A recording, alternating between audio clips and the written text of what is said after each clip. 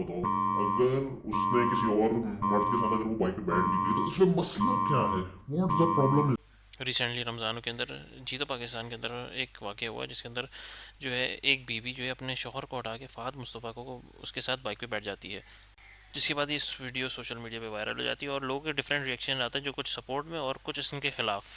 उनमें से कुछ कमेंट्स ये थे। ब्रो एक बात बताओ, अगर उसने किसी और मर्द के साथ अगर वो बाइक पे बैठ भी गई तो उसमें मसला क्या है? व्हाट द प्रॉब्लम है? लोगों को क्यों एतराज हो रहा है इस पे? पहली बात, ये जो वाकया हुआ है इस पे किसी को कोई एतराज़ नहीं होता अगर ये पाकिस्तान से बाहर किसी और मुल्क में हो रहा होता। लेकिन ये सारा जो चीज़ें हो रही हैं, ये सारी जो इस्लामी जमहूरी पाकिस्तान के अंदर हो रही है, और इसके अंदर ये काम वो लोग कर रहे हैं जो अपने आप को मुसलमान क्लेम करते हैं। क्योंकि इस शो के अंदर आप जो तीनों लोग देखेंगे, फ़हद मुस्तफ़ा और वो जो शौहर और वो बीवी, वो तीनों मुसलमान हैं। तो मुसलमान होकर पब्लिक में ऐसा काम करना, अगर कोई इंसान प्राइवेट में कर रहा हो तो वो उसका और अल्लाह का आपस का मामला है।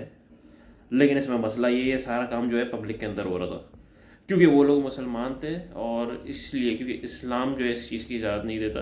एक और बात, नबी करीम सल्लल्लाहु अलैहि वसल्लम ने फरमाया है कि किसी गैर महरम को हाथ मतलब मिलाने से बेहतर है कि उसके सर पे कील ठोक दी जाए।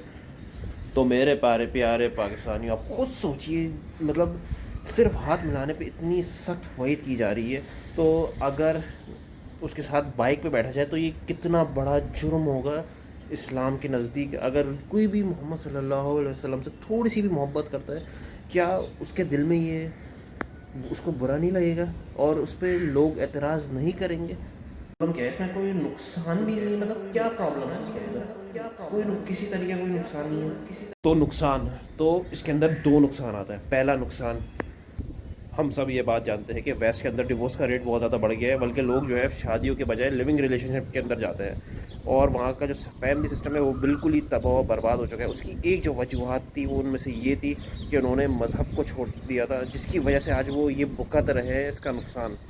और उनका तो जो ग्रोथ रेशियो है लोगों का वो डिक्लाइन में जा रहा है, जिसकी वजह से वो बहुत ज़्यादा परेशान है, क्योंकि आने वाले वक्त में वो ये भी प्रिडिक्ट कर रहे हैं कि उनकी नस्लें आगे ख़त्म हो जाएंगी सिर्फ इस फैमिली सिस्टम के तबाह होने की वजह से। मतलब वो उस पर पछता रहे हैं।